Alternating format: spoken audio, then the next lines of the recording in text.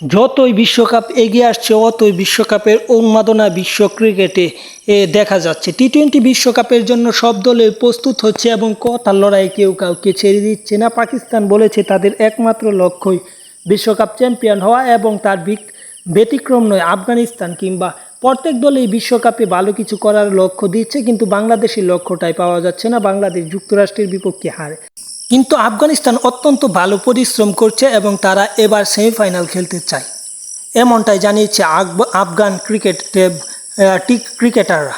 এবং সব কিছু মিলিয়ে আফগানিস্তান এবার সেমিফাইনাল খেললেও অবাক হওয়ার কিছু থাকবে না। কিন্তু আফগানিস্তানের গ্রুপটা অত্যন্ত শক্তিশালী হলেও তারা সেখানে ওয়েস্ট ইন্ডিজের মতো দল আছে এবং নিউজিল্যান্ডের মতো দল আছে যাদেরকে হারানোর সামর্থ্য রাখে। সব কিছু মিলিয়ে ওয়েস্ট ইন্ডিজকে হারাতে পারলে আফগানিস্তানের এবার বিশ্বকাপ সেমিফাইনাল বা নকআউট পর্ব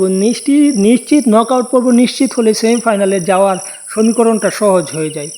আফগানিস্তান কী করবে তা জানা যায় না, কিন্তু আফগানিস্তানের ভালো ভালো ক্রিকেটার আছে। রশিদ খান কিংবা মুজিবুর রহমান আছে, নাবির মতো প্লেয়ার আছে, ফারুকি গুলবাজদের মতো প্লেয়ার যারা যে কোনো সময় টি-20 ক্রিকেটে ভয়ঙ্কর হয়ে যেতে পারে। এবং চায়নাম্যান বলার তো আফগানিস্তানের অভাব নেই। সব কিছু মিলিয়ে আফগানিস্তান এবারে সেমিফাইনাল খেললেও অবাক হওয়ার কিছু থাকবে না।